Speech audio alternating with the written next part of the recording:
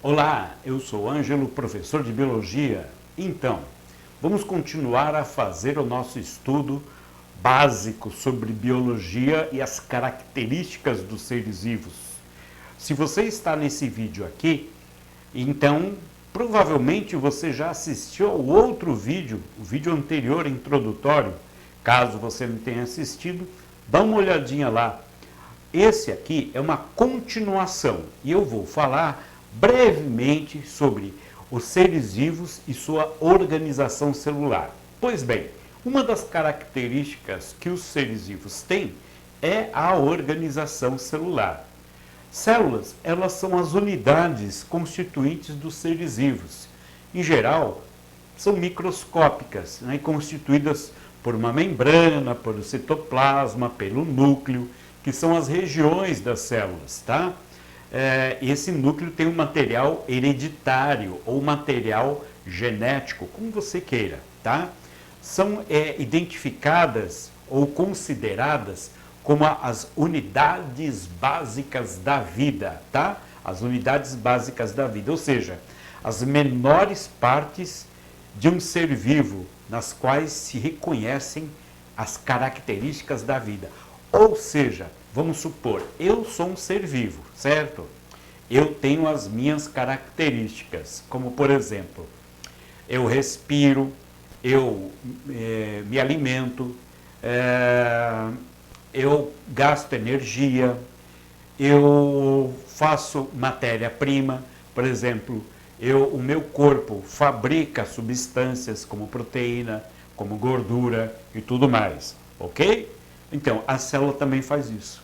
Então, assim, é isso que quero dizer, tá bom? Elas são consideradas as unidades básicas da vida, tá? As menores partes de um ser vivo. Então, como está dizendo aqui, ó, as menores partes de um ser vivo nas quais se reconhecem as características da vida.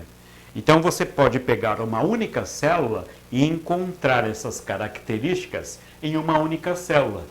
Todos os organismos apresentam uma organização celular, certo? Isso é uma base de uma teoria chamada teoria celular.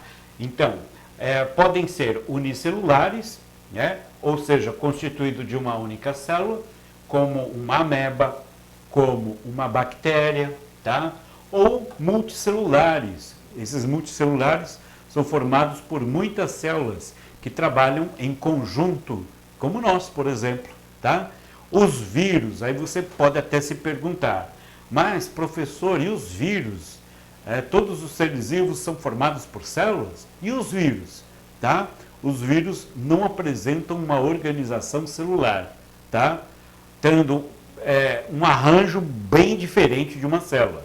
Aqui está, por exemplo, uma imagem, um modelo de um vírus, certo? Então, o vírus, ele tem aqui, ó, por exemplo, proteínas, glicoproteínas, tem um material genético, tá? Tem aqui, ó, parecendo um diamante, uma cápsula, né? Ou um capsídeo, certo? Que está envolvendo, essa aqui é a parte principal do vírus, tá? Aqui você tem, por exemplo, uma cobertura, essa marrom aqui, que é chamado de envelope viral, certo? E aqui as glicoproteínas que servem para que ele entre em contato com as células e cause trabalhe como parasita da célula. O vírus, ele não é uma estrutura celular, tá? Então a gente tem que falar assim, exceto o vírus ele está à parte. Porém, muitos cientistas não consideram o vírus como um ser vivo de verdade, tá? Por conta exatamente disso. Por ele não ter uma organização celular, ele não é capaz de desenvolver certas coisas, certas situações, como por exemplo, ele não digere, ele não cresce, ele não excreta, enfim, tem várias coisas que o vírus é incapaz de fazer. O que ele faz, então, para ser confundido com o ser vivo? Ele se replica, que é uma espécie de reprodução, e ele é capaz de sofrer mutações, tá? Que é uma coisa que também os seres vivos têm. Mas essa mutação e essa replicação é uma característica particular do material genético, não é nem do vírus como um todo, tá certo? Ok, veja, aqui, por exemplo, isso sim, né, são células, tá legal? Então, existem dois padrões celulares, dois padrões que a gente leva em conta. A célula eucariótica, que é essa aqui, tá? De organização mais complexa, certo? E a procariótica, que é essa aqui, ó, de uma organização mais simples, que é uma bactéria.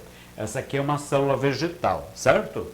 Então, a célula eucariótica, que é essa aqui, que tem um núcleo todo organizado, né, por uma membrana chamada de carioteca, com material genético dentro. Pois bem, essa célula eucariótica aqui, ela tem seu material genético, então, envolvido, protegido por uma membrana. É por isso que ela é chamada eucariótica, que é núcleo moderno, o significado, tá? Esse tipo de célula é encontrado em seres chamados de eucariontes, tá bom?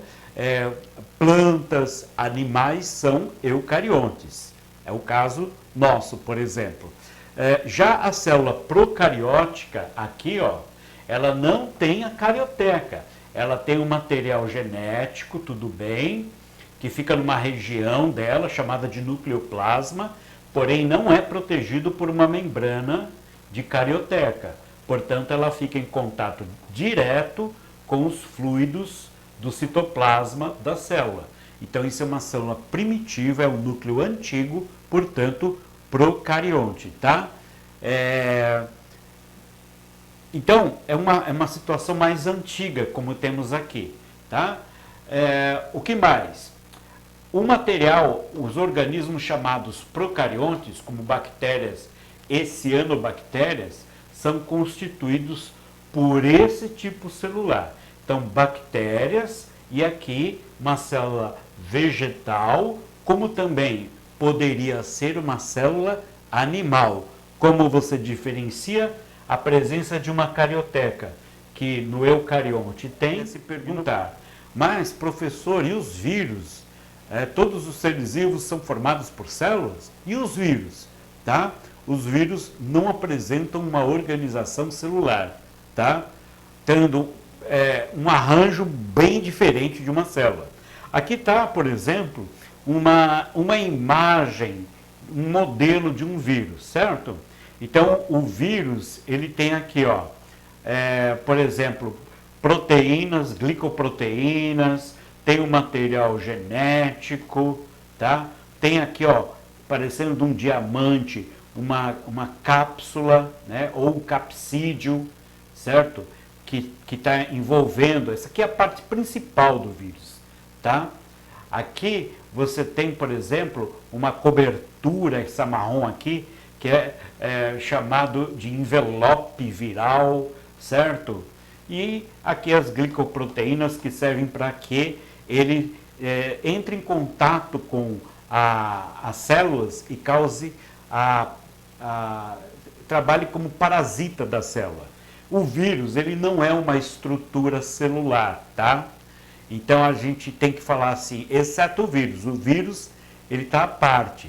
Porém, muitos cientistas não consideram o vírus como um ser vivo de verdade, tá? Por conta exatamente disso. Por ele não ter uma organização celular, ele não é capaz de desenvolver certas coisas.